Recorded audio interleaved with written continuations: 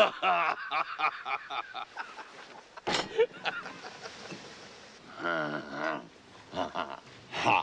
guys, what's up? Today we're going to be talking about my Citizen Aqualand JP2000-08E.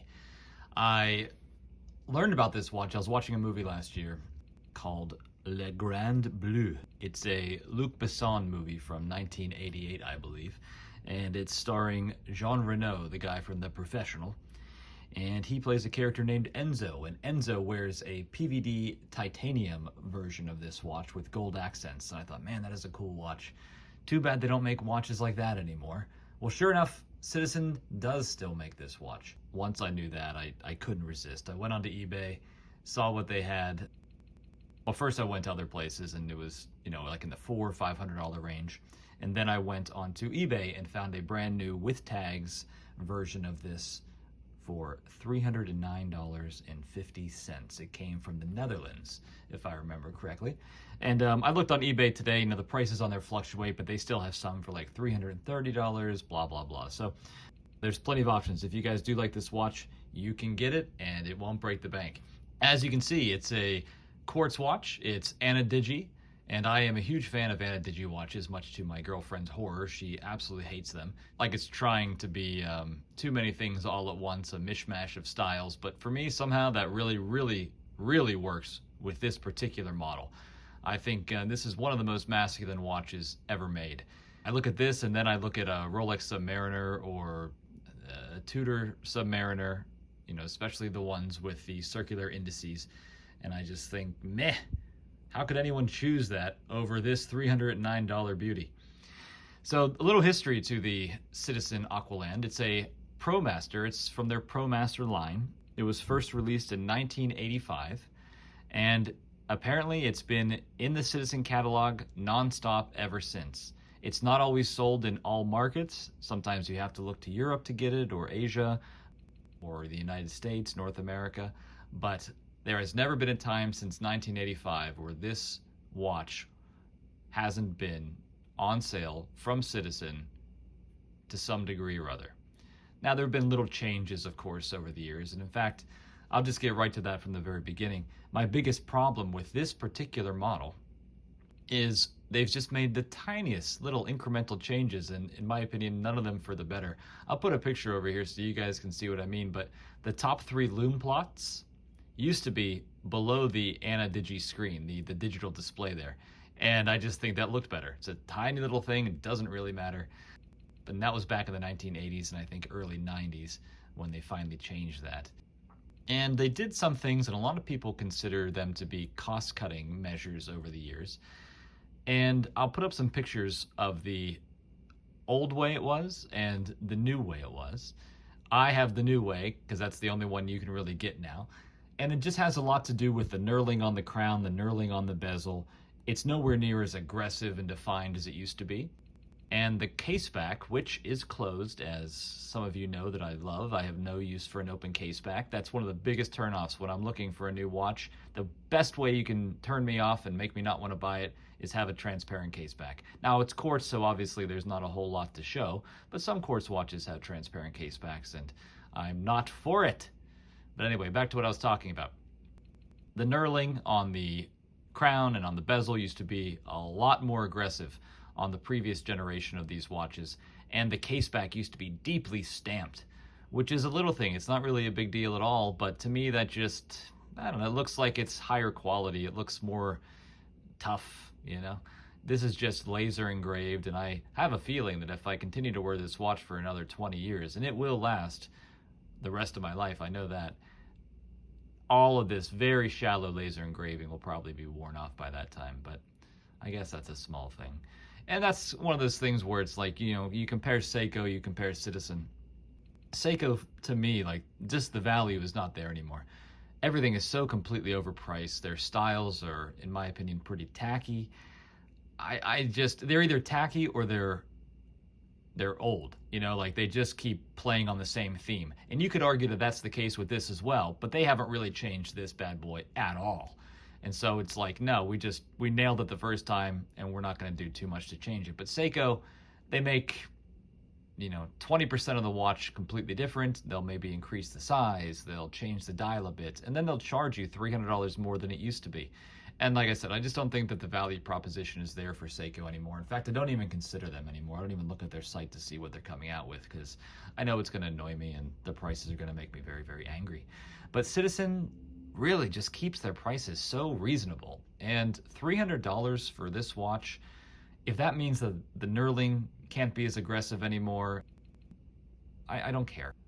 So, okay, guys, the size of this watch. For the size of this watch, we're going to have to turn to the expert, and that is the size queen. The size queen will tell us how big it is. It's very important to know how big things are.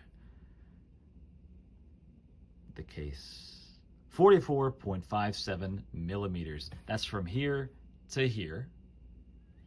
From here, the depth sensor, to here is 50.76 millimeters. So from here to here, 50 millimeters. From here to here, 44 millimeters. The lug width on this bad boy is 24.08 millimeters. I have this bracelet here, and this is a Barton Tropic rubber strap, both 24 millimeters. They both look great on the watch, they fit great. This one is a hell of a lot more comfortable, and I wear it 99% of the time. But every once in a while I mix things up and I put it on this. The thickness of this watch is 14.77 millimeters. The lug to lug is 47.72 millimeters, which for my thin wrists is very, very doable. Some guys look at this and say, oh, 50 millimeters across. How am I gonna wear something like that? It's too big. It's gonna make me look like a little bitch. No, the 47.72 millimeter lug to lug doesn't make you look like a little bitch. It makes it look like it fits just fine on your wrist, and I'll put up some video here so that you guys can believe me. And if you disagree, well, you're wrong. Right on the dial, it says divers 200 meters, and that means that there are 200 meters of water resistance. And the crystal is not sapphire, the crystal is a mineral crystal, as most Citizen Pro Masters are. And you guys can see after more than a year of wearing it, I've got some scratches there on it, but that certainly doesn't hinder the time telling, and it's just fine with me. So being a quartz watch, guys, you can see that it has a lot of features. You can just tell that by the buttons. You could tell it by the Ana-Digi setup. Obviously, it has an analog dial, so at a glance you can tell what time it is. The digital display contains a lot of information. Day date. As I've said many, many times, without a day date, I don't like the watch by half as much. I love a day date. I need to know what day of the week it is. I need to know what the date is. I often need to know that more than the time. So why watch companies don't include it on 95% of their watches, I'll never, ever understand. If you want to cycle through and see what time it is, maybe you don't know how to read analog time, you just press this button top right, it tells you what time it is. And this tells you what the seconds are, and that's slaved up to the second hand here. You set that separately, but I'm not going to get into the setting of this watch. It is pretty simple though, and once you get it locked together with the Ana-Digi, the analog and the digital, once you get them, matched up, it stays matched up until you reset the time again. Down here on the bottom, let's see, go back to day date. Down here on the bottom, you've got alarm functions, you've got a chronograph, and then it goes back, once you hit it again, to the day date. This button up here controls the dive computer. Now, the dive computer is pretty impressive. I'm no diver. You guys have probably noticed, and maybe you don't know. This button right here, oh, I'm sorry, it's not a button. It looks like a speaker. It looks like an actual audio speaker. This is a depth sensor. Whenever you jump in the water with this, up here on the display, on the digital display, it'll tell you how deep you are in the water, and it works phenomenally. It's amazing how accurate that is. Once you jump in the water, whether you're going to go swimming in deeper water, whether you're going to go scuba diving, snorkeling, whatever, this basically turns into a dive computer on your wrist, and a very reliable one. So things that it does, it holds data from your last 4 dives, the date, the time, the maximum dive depth, the duration of your dive. You can set a maximum depth alarm. Another thing it does, like a safety feature, if you're ascending and the speed exceeds 5 feet for every 10 seconds, an alarm sounds. And it's a loud alarm. It's an alarm that you can hear under the water. Also being quartz, there's an end-of-life indicator. So as the battery dies down, I believe, if I remember correctly, I didn't check on this and I should have, I think this has a 3 or 4 year battery life. But once it gets down to about a month left of juice in the battery, the seconds hand will start ticking erratically, and that's how you know it's time to take it into a Citizen service center and have them put a new battery in it. And normally with a quartz watch, I would try to put in a new battery myself, but this specifically says on the back, don't open, service center repair only. And yeah, it seems like one of those things where I could probably do it, you could probably do it, but if for some reason you open this up and you do it wrong and it doesn't work anymore, you'll have no one to blame but yourself. And I've done enough stupid things in my life where I have no one to blame but myself, and I'm trying to not do that so much anymore because, yeah, not good for my brain. So, what else is there to say about this watch, guys? Oh, of course, how could I forget? The bezel. The bezel, aluminum insert, whatever, pretty standard diving bezel. But it has something wonderful. I'll see if you guys can figure it out before I say it. Listen, listen. Do you hear that? Yeah. It's not clicking as much as it usually would. Why is that? Oh, it's because it's a 60 click and not a 120 click. I hate 120 click bezels. Why does it have to be 120 click? I guess if you're a real diver and you really need to know how much air you have, like to the second, then that would come in handy. But 60 click is just so much more satisfying. It's so much easier to turn. Everything about it is better. It's a better sound. Beautiful. 60 click bezels, bring them back. Hashtag bring 60 back. What else is there to say here, guys? I don't know. I keep forgetting because I don't do any preparation for these videos, so I'll think about it a little while and start taking this strap off and putting it on this shark mesh bracelet so you guys can see what that's all about. Come on, you fucker. Come on, there you go. All right, guys, here it is on a shark mesh bracelet. I think it looks pretty good. Yeah, it makes the thing very heavy. It's a heavy watch. Some of you guys may not know if you don't like quartz or you don't buy quartz very often, but quartz watches can be very heavy. Not the movement itself, but the case that this is in is pretty thick steel, and with this steel bracelet on here, it's pretty cool. Pretty heavy, rather, but heavy is cool to me, so there you go. When I got this, it had some removable links down here, but I have such small wrists that I had to actually cut away a few layers up on top as well. So that's one thing about this. If I were for some reason to ever sell all of this, it'd be very hard to find somebody with the exact same wrist size as me. There's some micro adjustment down here in the bracelet, but if they wanted to wear this, they'd pretty much have to have a 6-inch wrist, and you know, the chance of finding another guy with a wrist as small as mine is pretty goddamn small, to say the least. Oh, another thing I want to talk about is just, again, between Seiko and Citizen. Not only do I think that Seiko designs are stale and overpriced and all these things, but they've got that horrible Prospex logo on their dials, which just looks really tacky to me. It looks like something that belongs on a video game console and not a watch. But Citizen, on the other hand, I feel like this dial is perfectly proportioned. Everything to me looks like it's laid out correctly here. Citizen quartz looks nice and balanced on top. I mean, earlier I said that, you know, the top 3 loom plots should be below, and I do wish they were, but whatever. The text itself, though, is perfectly proportioned. You've got the ProMaster logo there, which stands for go higher, go deeper. That's why the arrows are going up and down. And then, of course, the diver's 200-meter text. It all just looks very, very nice. Another thing, though, that while I was talking about this, I thought about, that has bothered me pretty often, is the minute hand. I don't know why the minute hand is so short. I wish that orange minute hand extended all the way to the chapter ring around the edge of the dial, but it doesn't. So I don't know if they were trying to save money on that either. It's been that way since the very beginning, since 1985. But what a weird choice. Why on earth? How did the designer explain that? No, let's stop the minute hand about 3 millimeters too short, just to drive whoever buys this watch fucking crazy.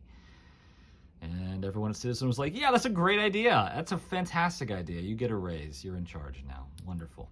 Speaking of Citizen, though, also, 1924, I believe, is their 100th anniversary. The company started in 1918, but they started going by the name Citizen in 1924, selling pocket watches and things. So it's kind of cool, 100 years right now, and good for them, you know? I wonder if the original workers are still there. The last thing I'll say about this watch, guys, that I absolutely love, say the best for last, is the lume. Is the lume as good as tritium? No, of course not. But the lume on this beats any Seiko that I've ever had in terms of instant brightness and duration of brightness. If I wore this watch in the sun and I put it on my bookshelf and I pee in the middle of the morning, in the middle of the night at like 3, 4 a.m., and I walk by, I can still see it glowing. The lume on this is nuts. I don't really know if you guys can see this. I'm trying to get it closer. I don't know how long it'll stay in focus. But you can see down here on this 6 plot just how thick the lume is applied. It's great. And just the fact that the indices themselves are rectangular, you know, kind of square, rectangular, to me that is just a much better look than the circular plots that are made famous by the Rolex Submariner. Just everything about this looks aggressive, tough, durable, and it is. It's really, as far as like a true tool watch, the most manly tool watch ever made. I'm going to go ahead and say that it's right here. It's this one. It's the Citizen Aqualand JP2000-080, and I'm going to get the country wrong here, but I want to say it's Denmark. When you complete Special Forces training in Denmark, basically their version of the Navy SEALs, they give you one of these. And it's taken on a nickname because of that. It's taken on the name Pingo because those Navy SEALs over there, the Danish Special Forces, look like penguins when they're all dressed up in their tactical gear. In fact, the Prince of Denmark is one of those commandos. He graduated from the commando school over there and has been known to wear this watch from time to time. Okay, guys, I'm sure I'll think of more things to say. I always do, but I'm not really smart enough or quick enough on my feet to remember them while the camera's rolling. So take it easy, have a great week, and I'll talk to you next time. Adios! Blinded by the light, wrapped up like a douche, another runner in the night. Blinded by the light, wrapped up like a douche, another runner in the night. Blinded by the light, wrapped up like a douche.